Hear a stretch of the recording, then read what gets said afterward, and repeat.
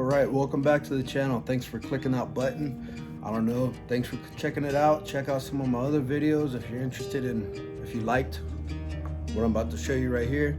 So we got some Mark III content going on, right? What I've got to knock out here, I've been hoarding some OE brake replacements. All right, we're gonna knock out the front brakes on here. I got a few hours this morning before I got to go back on the post for one of my soldiers' graduations.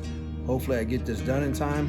Oh, there we go. All right, but it's I think I got the parts from Cascade German. I'll look and see if I got the receipts again, but ordered them online. Got some OE replacements. I'll run you through how to knock them out. Should be fairly quick.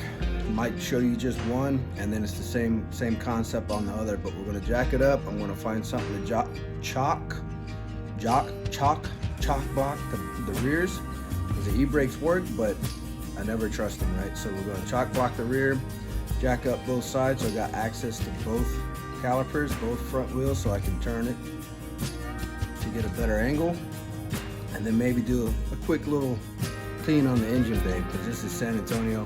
No, it's not. Holy smokes. This is El Paso, right? San Antonio was where I was before. San Antonio before. But this is El Paso. It's dirty, dusty all the time. We're gonna do a quick little clean on that bad boy, and we'll get rolling with this.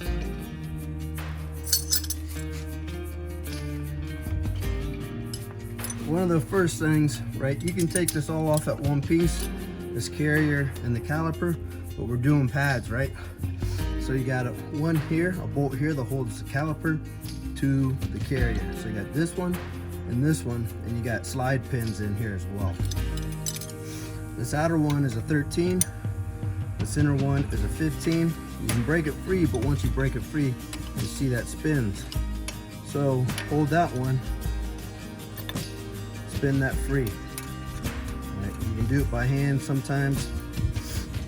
Ratcheting wrenches definitely help, so buy a set of those, and boom, that's out. So now I'm gonna take a little screwdriver, release some of the pressure here, if you can see it, I don't know, and be able to pull this caliper right off.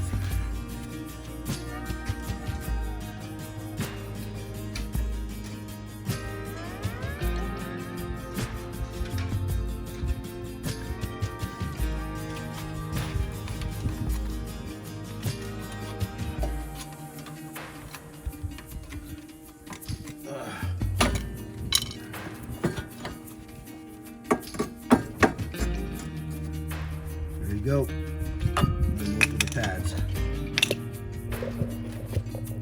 So here is the carrier, right, that I was talking about. Sorry, the sun's a little crazy, so might not be dialed in as well. I'm going to show you. I'm going to clean up these areas, these surface areas that the pads are riding on. You can tell they're covered in dust and dirt from good old El Paso. These are 17 mil bolts. I don't know if I'm going to be able to hit you. But on the rear, you'll see them. I don't know if you can see, because I'm not even seeing them. Right here, right? They go into back there. 17 mil bolts. I used a breaker bar and a ratchet. Right? You can use probably your ratchet wrench. You got an impact, cool. Don't need it. All this pretty much can be done by hands, hand tools. So caliper, carrier bracket. Right, and then you saw me take the caliper off. 13 and a 15. These are 17s. To take this off, and then the next thing to take the rotor off from this set screw is a Phillips. Right, we got one Phillips head that's holding this rotor on. This rotor doesn't seem to be too bad. There is a little bit of a lip there. The pad's still got plenty pads left. There's no grooves.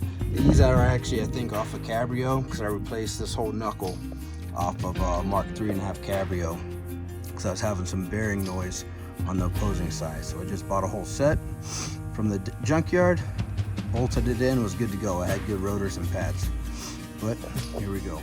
Also going to take a wire brush, clean up the hub, clean this all up, get all the residue, get the old rust, the deposits, and all that stuff off there.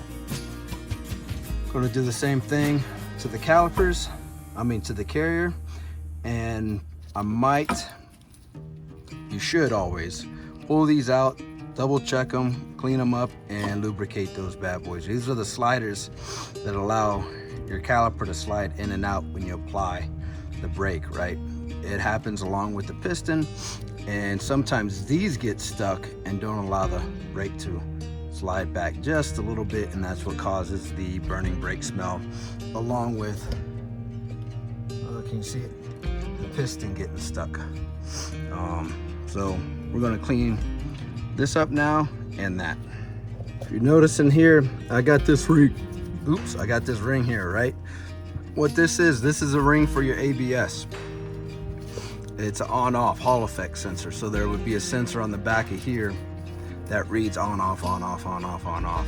And that lets you know about the ABS. This car, however, doesn't have ABS, but this whole knuckle, all this is from a Cabrio 3.5, which had ABS. But that's what this ring is for, right?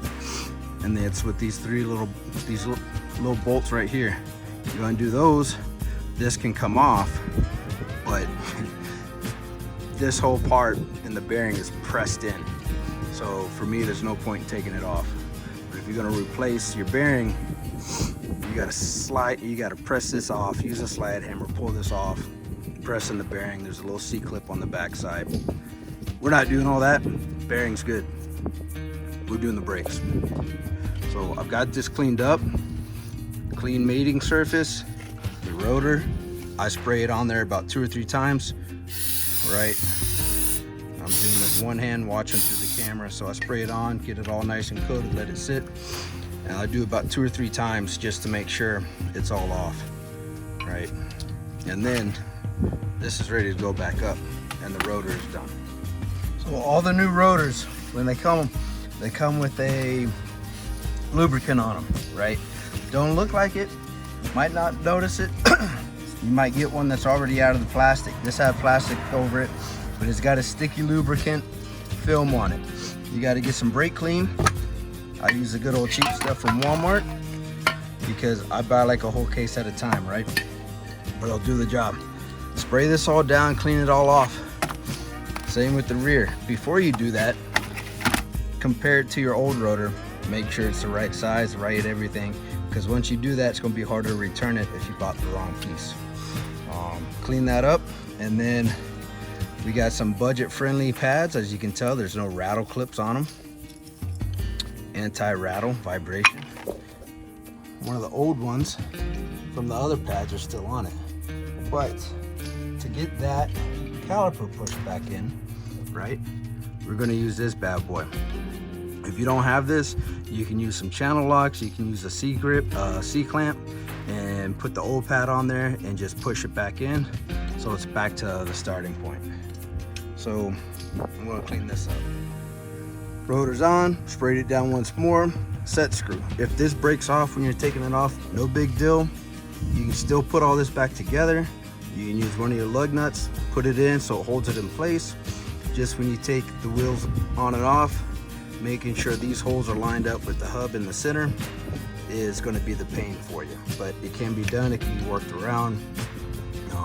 These are sometimes hard to take off with just a screwdriver. You need an impact driver, an impact screwdriver to break these free. Use a hammer, it shocks it, breaks it free, and then you can use it by hand from there. All right, so now we're doing the carrier. Very nice liberal mount on here. Sorry if this is shaky. I'm filming all this stuff. All these videos have been filmed from my phone, right? Very, very basic setup, right? So it is going to be shaky because this thing's wrapped on a tripod, wrapped around my leg. But make sure this is all nice and clean. As I was saying, all these videos you've seen so far, if you look at my channel, they've all been done with the iPhone 11 and the iMovie app. That's the only thing I've used. I haven't gotten fancy with buying, you know, GoPros or DJIs, any of that. You saw one of the videos, some of my tire videos. I tried using a cheap mic. It didn't work out too well. So we're down to just the phone. Hopefully I'll get a budget to where I can buy some fancy stuff, right? I've downloaded, what is it? DaVinci Resolve. Man, that thing's fancy, man. It's gonna take me a minute to wrap my brain around how to use it.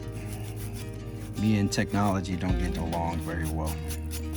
So, as you can see, much cleaner. Better mating surface for the pads. So when I put the pads on, I put a little bit on the pad, a little bit on here, and then slide it in. So as you can see, this is nice and gummed up.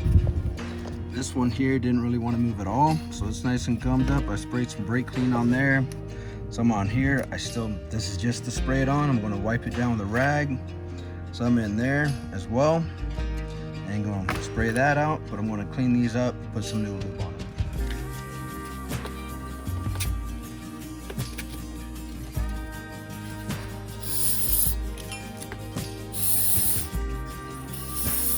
You see, I'm just using the box from the caliper, from the rotor, because this does make a mess. If you're doing it on your driveway and you don't want to make a big mess, that helps. Doing it wherever and you don't care, that's fine, but this house is only like 3 years old with fresh concrete. When I move, I want to make sure it's nice and clean too, because in the military we move every 3 to 4 years, give or take, and I want to get the most out of my house that I can, right? So like your car, the best presentation you can give, it automatically makes it look better and people think it's worth more, right? Just like yourself. You dress well, people think you're fancy. Although you can be broke as can be. What? There we go. Clean this up. With brake clean, if you're using these gloves like this, it will wear the gloves out. Alright, if you're wearing rubber gloves. Denatured alcohol, depending on your gloves, it's not going to mix well. It's going to break down the rubber. Right. Don't use this on electrical components. They make a different style to use that won't melt the plastic.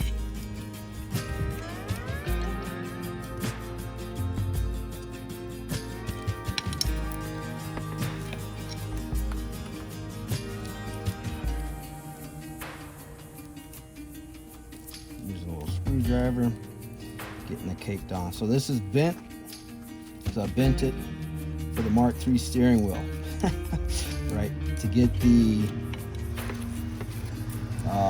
airbag off.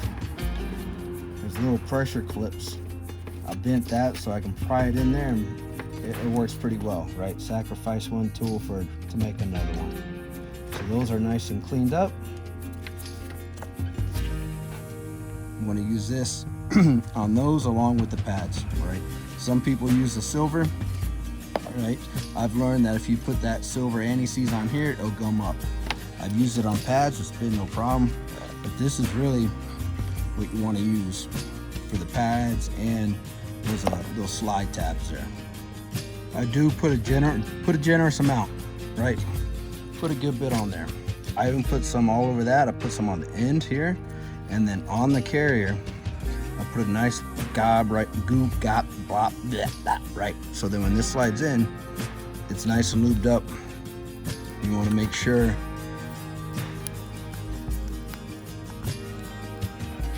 both of these, there's a little lip for it to go around here and a little lip. Make sure that that's nice and sealed. See how now that spins, moves up and down.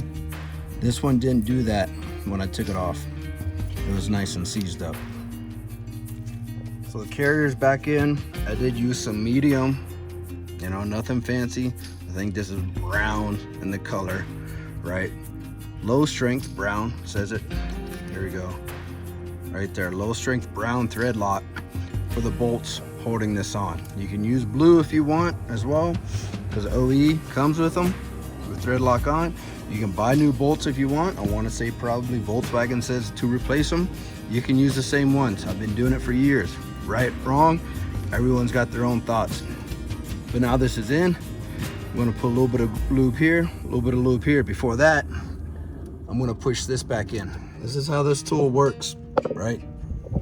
I open up the master cylinder for the brakes. I'll put this on here. I'm just squeezing it in. Now the piston's all the way back in. This is gonna allow your caliper to go back over top the brake pads. All right, we have the finished product, right? So as you can see, a lot of nice lubricant here. Still got some up here, right? I'm just gonna leave it there. It's gonna let it collect all that fun dust.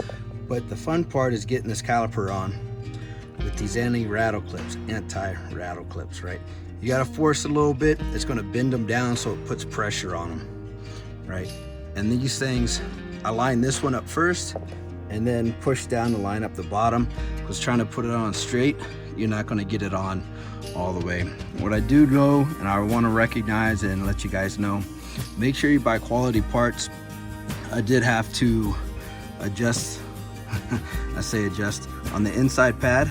I did have to clean up a little bit on the top in order for it to fit in there properly. I don't know if it is from the parts I bought, if I bought them for a GTI and not a Cabrio, if that made a difference. But I'll show you the pads I bought and the rotors I bought. Here's the pads, right? Part number, the rotors. I don't know if you can see it with the glare. Rotors and the part number. I want to say I didn't spend anything super expensive on them, but you can notice from the pads, oh sorry, there's a bit of a difference in the shape of the pad, right? This was a quick little cheap purchase I did. Hopefully I don't run into any issues with them seizing, but if not, I can always go back and buy some different. It always depends on what your budget is, right? If you need to get it working, you need to get it rolling. But it's always recommend to buy quality parts. I don't know if I bought all these from Cascade German or some were from Rock Auto. I go all over the place for my parts. A lot of it's Rock Auto, some of it's Arizona Auto House, some of it's right up the street at Pep Boys, O'Reilly's, AutoZone. But always get some good quality parts. So that wraps up the driver's side. Same concept on the passenger side. I don't know what I got into it, maybe 30-45 minutes of actually once the car is jacked up. But pretty simple job. Back in the day, I pay my buddy 50, 60 bucks, 35 bucks sometimes a case of beer. This was back when I was like in high school and right after high school. He had better knowledge. We did a trade. I even drank the beer with him, right? So it had to have been after high school because it's illegal if you're not 21. Well, I had to have been 21 because I bought the beer. But either way, so that's the driver's side. Today, hopefully, or tomorrow, this is getting into the dealership to get the sunroof done and alignment done. And then I might have a video on installing the radio, aftermarket radio in it. It might be up for sale within the next year. And I've got another set of running boards to put on it. These are a little bent up. But thanks for checking out the video. Like, subscribe, share, ask questions, talk some smack if you think my music or the video is not put together well.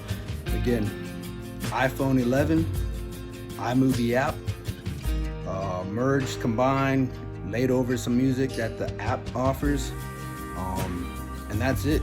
So check it out. Check out the other ones. Thank you. Another part you want to do, verify your fluids at the proper level, right? Mine's a little dirty. I'm due for a brake flush, right? Because I've owned this car 5 to 7 years now. I've never done a brake flush, right? It's kind of been neglected, kind of not. Did the motor swap and kind of just been piecing it together as I go. This thing has been on the sidelines the whole time. I've got my other daily cars. Make sure that's on, that's good. Your fluid level's correct. And then when I get in there, I'm going to start the car up. When I get in there, I'm going to start the car up. I'm going to press the brake pedal. I'm going to pump the brake pedal. What that does, it gets the fluid that has been pushed out of the caliper, out of the piston, up into the line. It's going to push it back down. So then when I go to drive, I have brakes I know a lot of people, I've seen it. The guy I worked with in the restaurant back in the day had a buddy do it. He got in the car to drive off. He didn't pump up the brakes, get the fluid back in the hydraulic system. His car rolled back into a tree. It cost him a back bumper. You know, bumper skin is $300-400 plus paint. You're in $800, right? So make sure you pump your pedal back up to get fluid back into the calipers so that you have brakes. I didn't break the calipers, the bleed screws open atmosphere, so I don't have to bleed the system, right? What I just did, I'll show you actually. Let me go back in, I'll show you. I didn't break it open atmosphere, right? So there's no air getting into the system. So you don't need to bleed them. You can if you want, but you don't need to crack it open and bleed them out and then run into another issue if you're not used to doing that, but I'll show you. Super simple. I just started the car so that it's getting boost atmosphere too from the brake booster and vacuum. All I gotta do is pump the brake pedal. See, now it's nice and stiff, it's barely going. And the clutch runs off hydraulic. So that should be good to go. And that's it. Something I hadn't mentioned yesterday, once you get the pads installed, take it for a little road test around your neighborhood. Don't get up to too fast of a speed or whatever. And do a couple good stops, like kind of hard stomp, like a firm press on the pedal, right? To get those pads to bed in so that they sit in the carrier properly. They make some good contact with the rotors, and then give it a little bit of a drive around the neighborhood, see if you hear any clicks, rattles, you know, clunks or anything like that, so you can road test a little bit before you take it out for a long drive or going to work. And then you can bring it right back in, check it out if you heard anything that didn't make sense. Well, hopefully this quick little video, simple setup, gives you an idea of the basics of how to set up doing brakes on a Mark III. It's a 2.0 setup, AB8 engine. It's the Mark III 95 Golf that I've done a VR swap in. So these aren't VR6 front brakes, but it's the same principle, same concept. The brakes are just, the parts are just a little different, but work the same way. So hopefully this helped out a little bit. Like, subscribe, ask questions, send some comments, share the video. All right, I appreciate it. I'm up to a whopping 176 subscribers now, so hopefully this works out for you. Thank you.